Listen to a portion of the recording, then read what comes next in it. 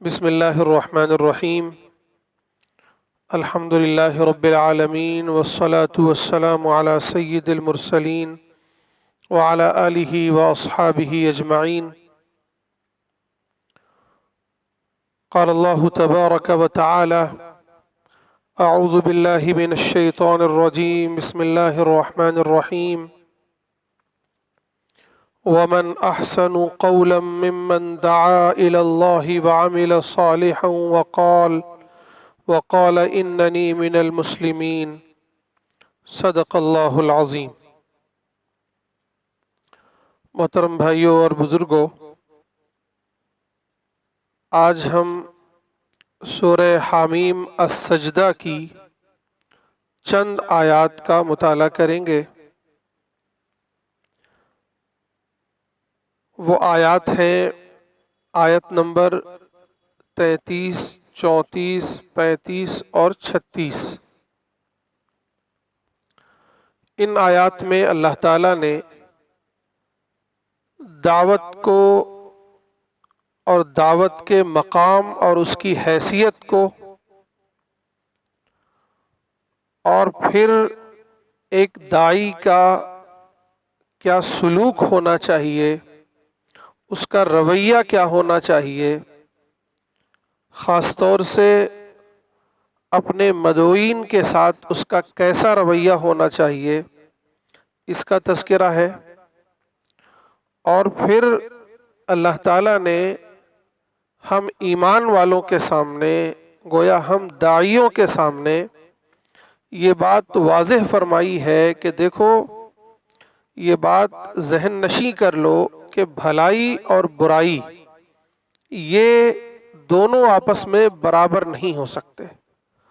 دونوں کے اپنے انداز ہیں، دونوں کے اپنے نتائج ہیں، دونوں کے اپنے اپنے ماننے والوں کے رویے ہیں۔ اس لیے ایک داعی کو پہلے ہی یہ بات سمجھ لینی چاہیے کہ بھلائی اور برائی یہ آپس میں برابر نہیں ہو سکتے۔ دونوں کا نتیجہ کیا ہوگا مستقبل میں وہ بھی متعین ہے کہ بھلائی ہمیشہ جیتتی ہے، بھلائی کی جیت ہوتی ہے اور برائی شکست کھاتی ہے۔ اسی طرح یہ بھی کہ بھلائی کا کام ہے بھلائی کرنا۔ جو لوگ بھلائی اختیار کریں تو ان کا بھی یہی کام ہے کہ وہ بھلائی ہی اختیار کریں، لیکن برائی کا کام ہے برائی۔ تو جو لوگ برائی والے ہیں یا برائی اختیار کرنے والے لوگ ہیں، ظاہر ہے کہ ان کا رویہ بھی، ان کا عمل بھی برا ہی ہوگا۔ اس لیے یہ بات ہر داعی کو سمجھ لینی چاہیے۔ فرمایا اللہ تعالیٰ نے وَمَنْ أَحْسَنُ قَوْلًا مِّمَّنْ دَعَا إِلَى اللَّهِ وَعَمِلَ صَالِحًا وَقَالَ إِنَّنِي مِنَ الْمُسْلِمِينَ، کہ اس سے زیادہ خوبصورت اچھی بات کس کی ہو سکتی ہے جو اللہ کی طرف بلائے، نیک عمل کرے اور یہ کہے کہ میں مسلمان ہوں، میں مسلمانوں میں سے ہوں۔ میرے بھائیوں، اس سے قبل جو آیات گزر چکی ہے، آپ غور کیجئے، یہ حامیم السجدہ جو ہے وہ مکی صورت ہے، اور مکے کے جو حالات تھے ہم سب جانتے ہیں کہ جب ہم سب کے نبی حضرت محمد مصطفیٰ صلی اللہ علیہ وسلم نے وہاں اپنی دعوت کا آغاز کیا تو دھیرے دھیرے مکے والے، مکے کے سرداران، وہاں کے چودھری کے قسم کے لوگ، یہ سب آپ کے مخالف ہو گئے، آپ کی دعوت کے مخالف ہو گئے۔ اس ماحول میں ان کافروں کا رویہ کیا ہے اور ان کا انجام کیا ہونے والا ہے، اور پھر ایمان والوں کا رویہ کیا ہونا چاہیے، ایمان والوں کا طرز عمل ہے کیا، اور انہیں پھر کیا ملنے والا ہے، اس کا نتیجہ کیا ہے، یہ دو اہم موضوعات اس سے قبل گزر چکے ہیں۔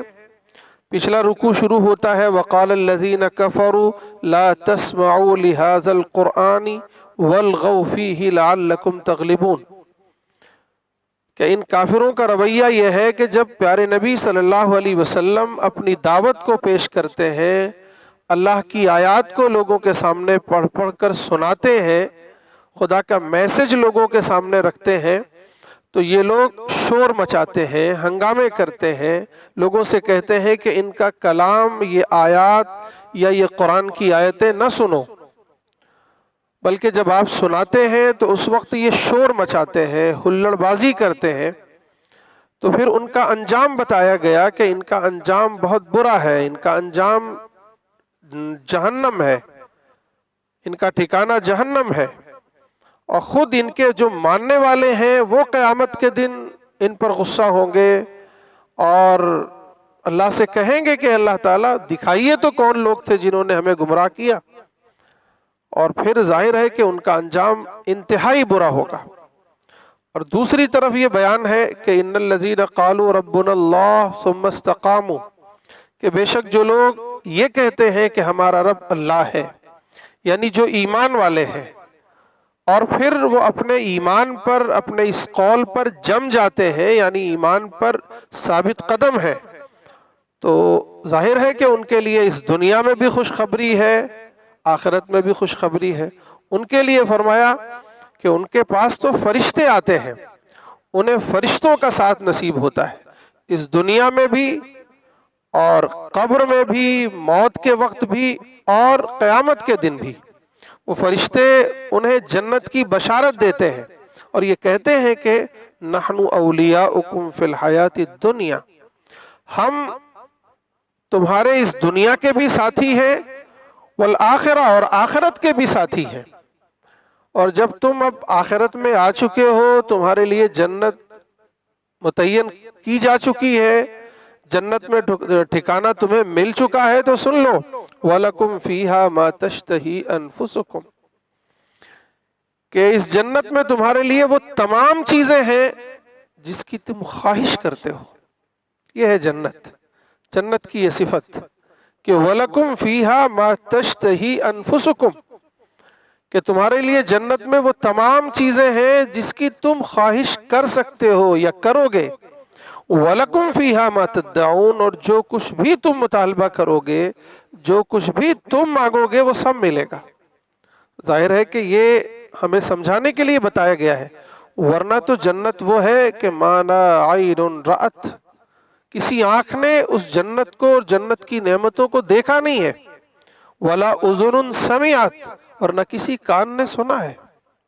وہاں تو اللہ تعالیٰ ایسی ایسی نعمتیں عطا فرمائیں گے کہ انسان حیرت میں ہوگا کہ یہ اللہ کی نعمت ہے۔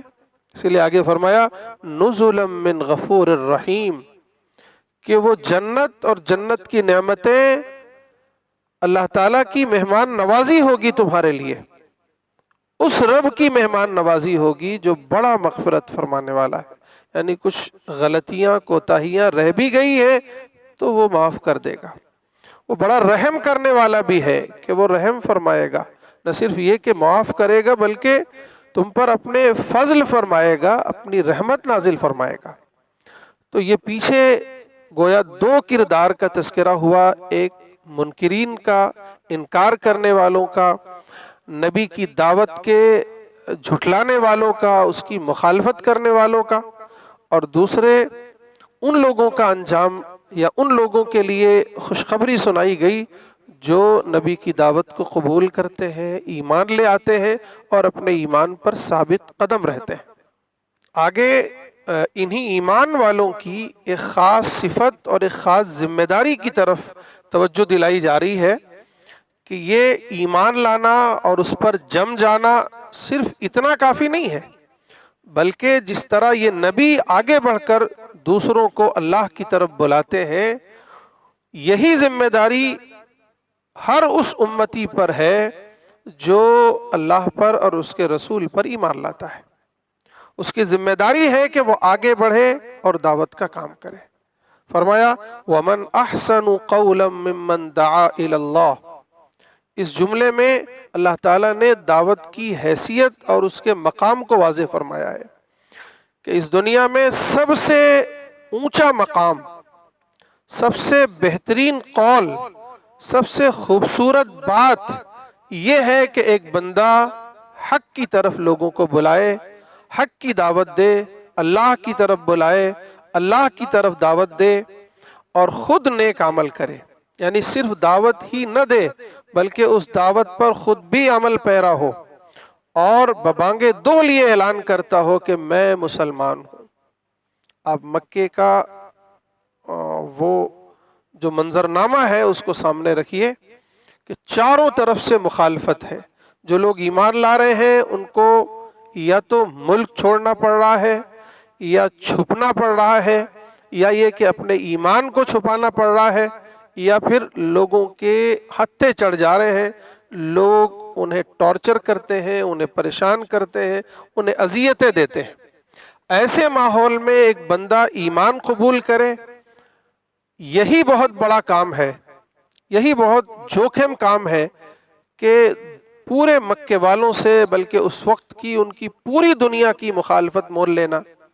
لیکن ایک وہ بندہ جو اس دعوت کو قبول کرے، ایمان لے آئے اور پھر آگے بڑھ کر دوسروں کو بھی یہ دعوت دے کہ دیکھو میں جس حق پر ایمان لایا ہوں یہی حق تمہارے لیے بھی بہتر ہے، تم بھی ایمان لے آؤ، تم بھی ایک اللہ کو مان لو، تم بھی توحید پر ایمان لے آؤ، یہ دعوت ظاہر ہے کہ اور بڑا خطرے کا کام ہے۔ ایسے ماحول میں کوئی بندہ ایمان قبول کرے اور پھر اس ایمان کی دعوت کو لے کر اٹھے تو ظاہر ہے کہ اس سے بڑی بات کچھ اور نہیں ہو سکتی، اس سے زیادہ خوبصورت، اس سے زیادہ محتم بشان کام کوئی اور نہیں ہو سکتا، اور پھر ساتھ ہی ساتھ اسے اس بات پر فخر بھی ہو اور لوگوں کے سامنے وہ ببانگے دول اعلان بھی کرے کہ بھائی میں مسلمان ہوں، میں خود اس دعوت کو مانتا ہوں، میں خود اس دعوت پر ایمان لاتا ہوں۔ اس بات کا اظہار کرنا، جس بندے کے اندر یہ تین صفتیں پائی جائیں کہ وہ خود مسلمان ہو، خود اسلام پر عمل کرتا ہو، نیک عمل کرتا ہو، اور پھر اللہ کے ایک ایک بندے کے پاس جا کر اسے اللہ کی طرف بلاتا ہو، تو ایسے بندے کی شان نرالی ہے۔ اللہ تعالیٰ کہہ رہے ہیں اس شخص سے بڑھ کر کسی اور کی بات خوبصورت نہیں ہو سکتی، اس شخص سے بڑھ کر کسی اور کی بات اور اچھی نہیں ہو سکتی، گویا اس سے بڑھ کر کوئی اور اچھا انسان نہیں ہو سکتا اس سرزمین پر، اور اس کی اعلیٰ ترین مثال پیارے نبی صلی اللہ علیہ وسلم کی ہے۔ اور پھر آپ کی نیابت میں، آپ کی اتباع میں ہم میں سے ہر ایک امتی کی یہ ذمہ داری ہے کہ ہم یہ تینوں کام کریں اور اپنے مقام کو، اپنی حیثیت کو اللہ کے نزدیک سب سے خوبصورت، سب سے بہترین بنائیں۔ اب اس کے بعد اللہ تعالیٰ ایک داعی کا کیا رویہ ہونا چاہیے اس کی طرف توجہ دلا رہے ہیں کہ وَلَا تَسْتَوِي الْحَسَنَةُ وَلَا السَّيِّئَةُ، کہ اے دائیو گویا اپنے ذہن میں یہ بات پہلے ہی رکھ لو کہ بھلائی اور برائی یہ آپس میں برابر نہیں ہو سکتے۔ میں نے تمہید میں یہ بات کہہ دی ہے کہ بھلائی اپنی ایک خاصیت رکھتی ہے اور برائی اپنی ایک خاصیت رکھتی ہے۔ بھلائی کا نتیجہ یہ ہے کہ وہ ہمیشہ سرخرو ہوتی ہے، ہمیشہ اسے فتح نصیب ہوتی ہے، اور برائی کا کام یہ ہے، برائی کا نتیجہ یہ ہوتا ہے کہ اسے ختم ہو جانا ہے، اسے شکست کھا جانا ہے۔ تو دونوں، اور ظاہر ہے کہ بھلائی کے جو ثمرات ہیں وہ بالکل نرالے ہیں، بھلائی کے ثمرات بھی بھلائی ہوں گے اور برائی کے ثمرات برے ہوں گے، ظاہر ہے۔ تو یہ بھی توجہ ذہن میں رہے کہ جب کسی انسان کے سامنے جس کے اندر برائی ہی برائی ہے آپ اسے بھلائی کی دعوت دیں گے، آپ اسے خیر کی دعوت دیں گے، تو یہ توقع ہی عبث ہے کہ آپ اس سے خیر کی امید رکھیں۔ یاد رہے، آپ تمام انبیاء کی سیرت کو پڑھیں، تمام انبیاء اپنی قوموں کے پاس آتے ہیں، انہیں کہتے ہیں اے میری قوم کے لوگوں، میں تمہارا خیر خواہ ہوں جو تمہارے پاس آیا ہوں، میں خدا کی امانت لے کر آیا ہوں، میں یہ تمہیں دعوت دیتا ہوں کہ اپنے رب کو پہچانو، اسی کی عبادت کرو، اس کے علاوہ کسی اور کی عبادت نہ کرو۔ اللہ کا عذاب بڑا سخت ہے، اس سے اپنے آپ کو بچاؤ۔ یعنی نبی کی دعوت تو یہ خیر خواہانہ دعوت ہوتی ہے، لیکن سامنے سے جواب کیا ملتا ہے؟ کوئی کہتا ہے کہ اے نبی، اے فلاں، تم تو جھوٹے ہو، یا کوئی کہتا ہے کہ ارے تم ہماری ہی قوم کے ایک فرد ہو اور ہمیں نصیحت کر رہے ہو، باز آ جاؤ ورنہ ہم تمہیں سنسار کریں گے، تمہیں پتھروں سے مار مار کے ہلاک کر دیں گے۔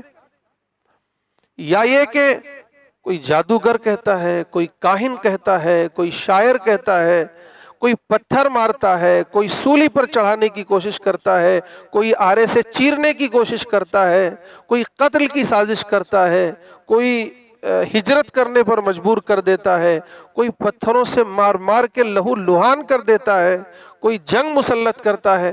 یہ تمام انبیاء کی تاریخ کا یہ گویا مشترکہ نتیجہ ہے ان کی دعوت کا۔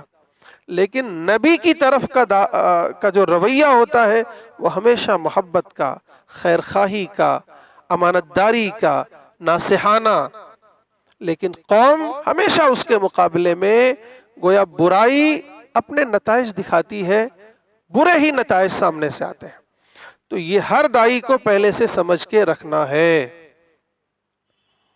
فرمایا ادفع باللتی ہی احسن۔ اب ظاہر ہے کہ جب تم بھلائی کی دعوت کو لے کر لوگوں کے سامنے جاؤ گے تو ان کا رویہ ہو سکتا ہے کہ وہ بہتر نہ ہو، وہاں سے آپ کو برائی کا تجربہ ہو، تو آپ کو کرنا کیا ہے؟ ادفع باللتی ہی احسن۔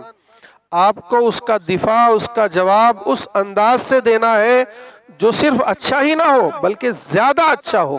مثلا آپ نے کسی کو اللہ کی طرف آنے کی دعوت دی، اللہ کی عبادت کی دعوت دی، جنت کی دعوت دی، تو وہ آپ کو پتھر مارتا ہے، آپ کو گالی گلوچ کرتا ہے، آپ کو برا بھلا کہتا ہے، تو اگر آپ اس کی اس برائی کا جواب نہیں دیتے ہیں، اسے معاف کر دیتے ہیں، تو یہ گویا آپ کا رویہ حسن ہے، اچھا ہے۔ لیکن یہاں اللہ تعالیٰ کہہ رہے ہیں کہ صرف حسن سے کام نہیں چلے گا، بلکہ آپ کو احسن طریقہ اپنانا ہے۔ نہ صرف یہ کہ آپ اسے معاف کر دیں بلکہ اس کے ساتھ بھلائی کریں۔ وہ اگر گالی دے تو آپ دعائیں دیں، وہ اگر پتھر مارے تو آپ پھول برسائیں، وہ اگر آپ کو ملک سے نکالے، آپ کو ملک بدر کرنا چاہے تو آپ اسے سینے سے لگائیں۔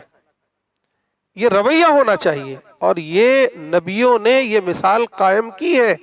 خود ہمارے پیارے نبی صلی اللہ علیہ وسلم کے واقعات آپ پڑھیے، سیرت پڑھیے، طائف میں کیا ہوا تھا؟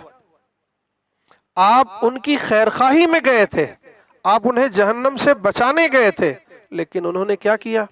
آپ کو پتھروں سے مار مار کے لہو لہان کر دیا۔ ایسی حالت میں عذاب کے فرشتے آتے ہیں کہ آپ بس ایک اشارہ فرما دیں، ہم انہیں ہلاک کر دیں گے۔ لیکن آپ نے کیا کہا؟ نہیں، انہیں چھوڑ دو، یہ نہیں تو ان کی نسلیں ایمان لے آئیں گی۔ اور اللہ کے حضور آپ نے دعا کی، اللہم اہدی قومی فإنہم لا یعلمون۔ اے میرے رب، اے میرے پروردگار، میری اس قوم کو ہدایت دے دے، یہ لوگ جانتے نہیں ہیں۔ یعنی نہ صرف یہ کہ انہیں معاف کر دیا، بلکہ آپ نے ان کے لیے اچھی خواہشات کا اظہار کیا، نیک خواہشات کا اظہار کیا، آپ نے ان کے لیے دعائیں دی۔ غزوہ احد میں کیا ہوا تھا؟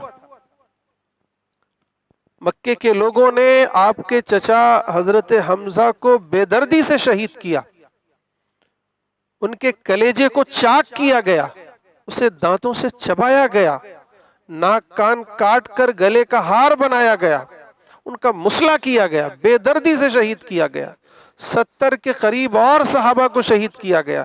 خود حضور پاک علیہ السلام کی حالت یہ ہے کہ آپ لہو لہان ہیں، خونم خون ہیں، آپ کے دندان مبارک، آپ کے دانت شہید ہو چکے ہیں۔ صحابہ اکرام آپ کا دفاع کرتے کرتے کئی صحابہ شہید ہو چکے ہیں، بالکل لہو لہان۔ کسی نے کہا ادعو علی المشرکین یا رسول اللہ، آپ ان مشرکوں پر بد دعا کر دیجئے اے پیارے نبی۔ آپ نے فرمایا میں یہاں لوگوں پر لعنت کرنے والا بنا کر نہیں بھیجا گیا ہوں، بلکہ میں لوگوں کے لیے رحمت بنا کر بھیجا گیا ہوں۔ اور آپ کے ہاتھ اٹھے تو آپ نے کہا اللہم اغفر لی قومی فإنہم لا یعلمون، اے میرے پروردگار، اے میرے رب، میری اس قوم کو معاف کر دے، یہ لوگ جانتے نہیں۔ کون تھے وہ لوگ؟ غور کیجئے آپ، وہ مکے کے لوگ جن پر آپ نے 16 سال تک دعوت کا کام کیا تھا، 16 سال تک. اور نبی کی دعوت کس درجے کی تھی ہم سب جانتے ہیں. 16 سال تک جن پر آپ نے دعوت کا کام کیا، انہیں ہر طرح سے جگایا، ہر طرح سے ڈرایا، آگاہ کیا، اس کے باوجود آپ انہیں کہہ رہے ہیں فَإِنَّهُمْ لَا يَعْلَمُونَ، اے پروردگار انہیں معاف کر دیجئے، یہ لوگ جانتے نہیں ہیں. غور کیجئے آپ، کیا یہ اس آیت کی عملی تفسیر نہیں ہے کہ ادفع باللتی ہی احسن؟ اور آگے آئیے، فتح مکہ کے دن آپ نے کیسا معافی کا اعلان کیا؟ اس میں سب وہ لوگ تھے جو آپ کے کٹر دشمن تھے، جنہوں نے آپ کو خانہ کعبہ میں ستایا تھا، جنہوں نے آپ کو سجدے کی حالت میں اونٹ کی اوجھڑی رکھ دی تھی، جنہوں نے آپ کو برا بھلا کہا تھا، جنہوں نے آپ کے صحابہ کو شہید کیا تھا، جنہوں نے آپ کو شیب ابی طالب میں قید کیا تھا، جنہوں نے آپ کے قتل کی سازش کی تھی، جنہوں نے آپ کو مکہ چھوڑنے پر مجبور کر دیا تھا، وہاں وہ بھی تھے جو آپ کے دشمن نمبر 1 کی حیثیت رکھتے تھے. ابو سفیان تقریباً 21 سال مسلسل دشمن نمبر 1 کی کرسی پر بیٹھنے والا شخص ابو سفیان جب اس دن سامنے آتا ہے تو آپ مسکرا دیتے ہیں. حضرت عباس جب لے کر آتے ہیں سامنے تو آپ انہیں دیکھ کر مسکرا دیتے ہیں اور کہتے ہیں ابو سفیان کیا اب بھی وقت نہیں آیا ہے کہ تم ایمان لے آؤ، تم یہ گواہی دے دو کہ میں اللہ کا رسول ہوں؟ ابو سفیان کہتے ہیں کہ اے پیارے نبی، اے محمد، آپ کتنے بردبار ہیں، کتنے حلیم ہیں، کتنے نرم دل ہیں آپ. یہ تھا رویہ، یہ عملی تفسیر تھی ادفع باللتی ہی احسن کی. اکرمہ کو ہم سب جانتے ہیں، حضرت اکرمہ جو ابو جہل کے بیٹے تھے. اکرمہ وہ شخصیت ہیں جنہوں نے فتح مکہ کے دن بھی تلوار نکالی تھی. اس دن بھی انہوں نے جو ہے جنگ کرنے کی کوشش کی تھی. یہی وجہ ہے کہ اللہ کے نبی نے کہا تھا کہ جہاں کہیں ملے انہیں قتل کر دیا جائے. وہ چھوڑ کر مکے سے کہیں اور جانے لگتے ہیں. پھر ان کی اہلیہ نے سفارش کی اور انہیں بلایا. جب وہ آنے لگے تو اللہ کے نبی صلی اللہ علیہ وسلم نے صحابہ سے کہا کہ دیکھو اکرمہ آ رہے ہیں، ان کے سامنے ان کے والد کو برا بھلا نہ کہنا، نہیں تو ان کے دل کو تکلیف ہوگی. آپ نے انہیں معاف کر دیا تو کیا ہوا؟ آگے کی تفسیر فَإِذَا الَّذِي بَيْنَكَ وَبَيْنَهُ عَدَاوَةٌ كَأَنَّهُ وَلِيٌّ حَمِيمٌ. اللہ تعالیٰ کہہ رہے ہیں کہ اگر آپ سامنے والوں کی برائیوں کا احسن انداز میں جواب دیں گے تو پھر کیا ہوگا؟ اگر ان کے اور تمہارے درمیان کوئی دشمنی ہے تو وہ گویا ایسا ہو جائے گا جیسا تمہارا جگری دوست ہو. پھر کیا ہوا؟ اکرمہ ایمان لے آئے، ابو سفیان ایمان لے آئے اور یہ سب اسلام کے پاسبان بن گئے. وحشی ایمان لے آئے، ہندا ایمان لے آئیں اور تقریباً سارا عرب ایمان لے آیا اور وہ سب آپ کے دیوانے بن گئے. کتنے لوگوں کا یہ بیان ہے کہ آج سے پہلے یہ چہرہ یعنی اللہ کے نبی صلی اللہ علیہ وسلم کا چہرہ مجھے سب سے زیادہ ناپسندیدہ تھا، لیکن آج ایمان لانے کے بعد یہ چہرہ سب سے زیادہ محبوب ہے. کیا تھا یہ؟ ادفع باللتی ہی احسن فَإِذَا الَّذِي بَيْنَكَ وَبَيْنَهُ عَدَاوَةٌ كَأَنَّهُ وَلِيٌّ حَمِيمٌ کی عملی تفسیر تھی.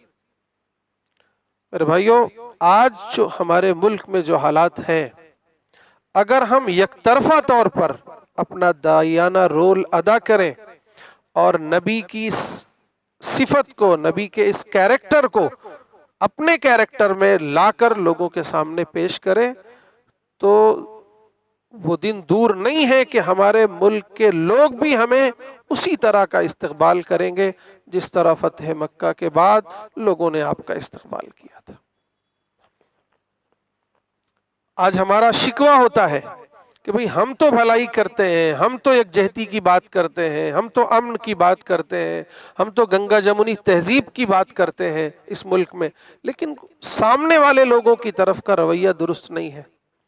دیکھیے نا قرآن کیا کہہ رہا ہے، وَلَا تَسْتَوِي الْحَسَنَةُ وَلَا السَّيِّئَةُ، بھلائی اور برائی آپس میں برابر نہیں ہو سکتے۔ ہم ایمان والے ہیں، ہمیں یقین ہے کہ اگر یہاں ایک کانٹا بھی چبھتا ہے تو اس کا اجر مجھے اور آپ کو آخرت میں ملنا ہے۔ ان کو تو یہ ایمان نہیں ہے نا، ان کو نہ یہ پتا ہے، وہ کیوں میرے ساتھ یا آپ کے ساتھ بھلائی کریں گے؟ اگر کوئی دنیاوی نفع نظر آتا ہے تو ہو سکتا ہے کہ کر لیں، ورنہ تو ان کے سامنے آخرت کا کوئی تصور نہیں ہے۔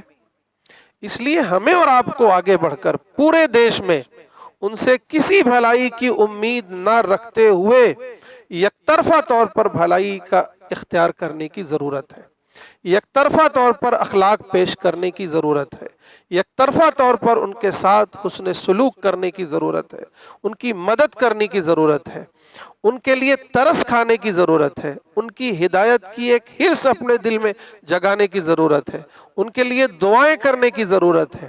اگر وہ پتھر بھی مارے تو ہمیں اور آپ کو پھول برسانے کی ضرورت ہے، اگر وہ گالیاں دیں تو ہمیں دعائیں دینے کی ضرورت ہے، اگر وہ آج ہم سے نفرت کریں تو ہمیں ان سے محبت کرنے کی ضرورت ہے، اگر وہ ہمیں محروم کریں تو ہمیں انہیں دینے کی ضرورت ہے، انہیں نوازنے کی ضرورت ہے۔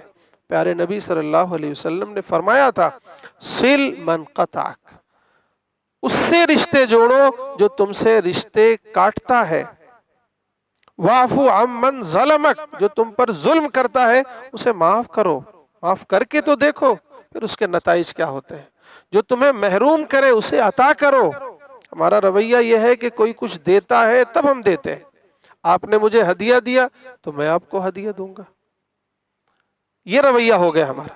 لیکن نبی کی شان یہ ہے، مومنانہ شان یہ ہے کہ اگر کوئی مجھے محروم کرے پھر بھی میں اسے عطا کروں، میں اسے دوں۔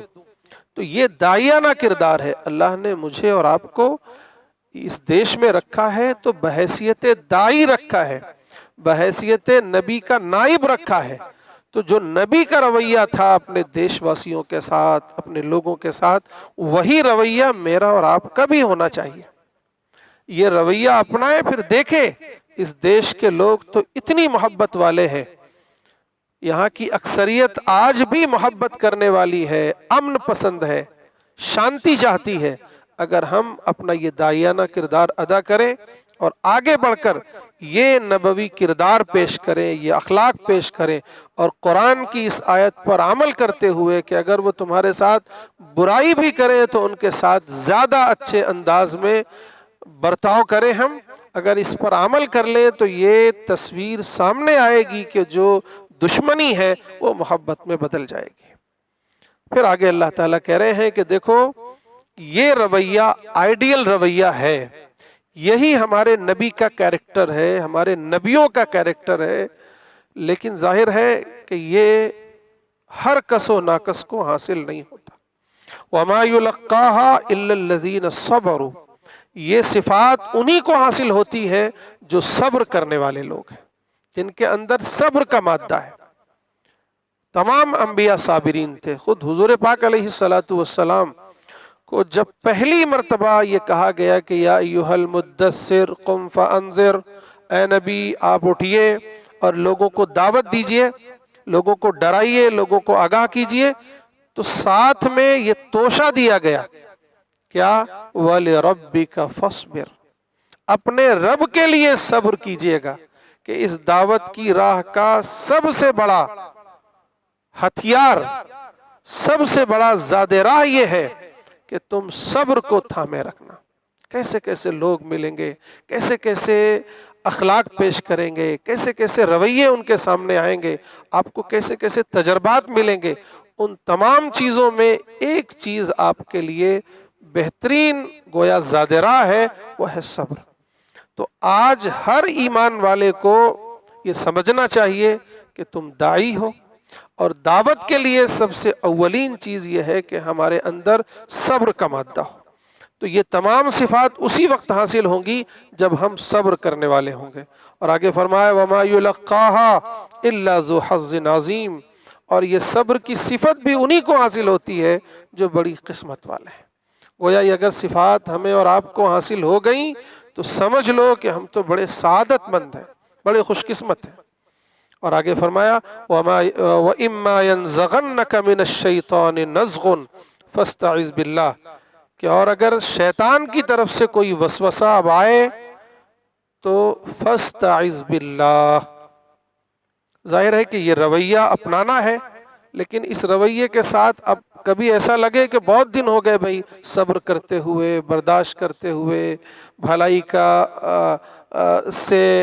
رویہ اختیار کرتے ہوئے، برائی کا جواب بھلائی سے دیتے ہوئے، کیوں نہ ایسا کیا جائے کہ اب جو ہے جذبات ابھر آئیں، تو فوراً سمجھ لے کہ یہ شیطان کی طرف سے ہے، اور فاستعذ باللہ، اللہ کی پناہ میں آ جائیں، انہ هو السمیع العلیم، کیونکہ اللہ تعالیٰ بہت سننے والے اور جاننے والے ہیں۔ مختصر یہ میرے بھائیوں کہ ان آیات میں اللہ تعالیٰ نے نمبر 1 یہ واضح فرمایا ہے کہ دعوت کا مقام کیا ہے۔ اللہ کے نزدیک دعوت کا مقام سب سے اونچا ہے۔ فرمایا وَمَنْ أَحْسَنُ قَوْلًا مِّمَّنْ دَعَا، اس سے زیادہ خوبصورت اور اچھی بات کسی اور کی نہیں ہو سکتی جو اللہ کی طرف بلائے۔ لیکن اس کے بالمقابل سورۃ البقرہ میں ہے وَمَنْ أَظْلَمُ مِمَّنْ كَتَمَ شَهَادَةً عِنْدَهُ مِنَ اللَّهِ، کہ جو لوگ دعوت کو چھپا لے، اللہ کی گواہی کو چھپا لے، ان سے بڑا ظالم بھی کوئی نہیں ہے۔ جو دعوت کا کام کرے ان سے زیادہ خوبصورت کسی کا عمل نہیں ہے، لیکن جو دعوت کو چھپائے، دعوت کا کام نہ کرے، ان سے بڑا ظالم بھی کوئی نہیں ہے۔ اگر آج ہم دعوت کو چھپا رہے ہیں تو سمجھ جائیے کہ ہم سے بڑا پھر ظالم بھی کوئی نہیں ہے، اور ظالم پر اللہ کی رحمت نہیں ہوتی ہے، اور ظالموں کے ساتھ اللہ کی مدد نہیں ہوتی ہے، یاد رکھیے۔ دوسری بات یہ ہے کہ اللہ تعالیٰ نے بہت واضح طور پر کہہ دیا ہے کہ بھلائی اور برائی یہ آپس میں برابر نہیں ہے۔ یہ مت سمجھو کہ اگر میں بھلائی کا رویہ اختیار کروں گا تو دوسرے بھی ہمارے ساتھ بھلائی کا رویہ اختیار کریں گے۔ اگر آپ ایمان والے ہیں اور داعی ہیں، آپ دعوت کا کام کرتے ہیں، تو آپ کو یہ پہلے ہی ذہن نشیں ہو کہ بھلائی کا جواب برائی سے آئے گا، پھر آپ کو برائی کا جواب بھلائی سے دینا ہے، بلکہ زیادہ بھلائی سے دینا ہے۔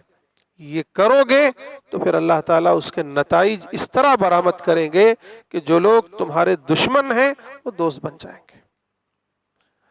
تو یہ داعیانہ کردار ہے، اسے ہمیں اور آپ کو اپنانے کی ضرورت ہے۔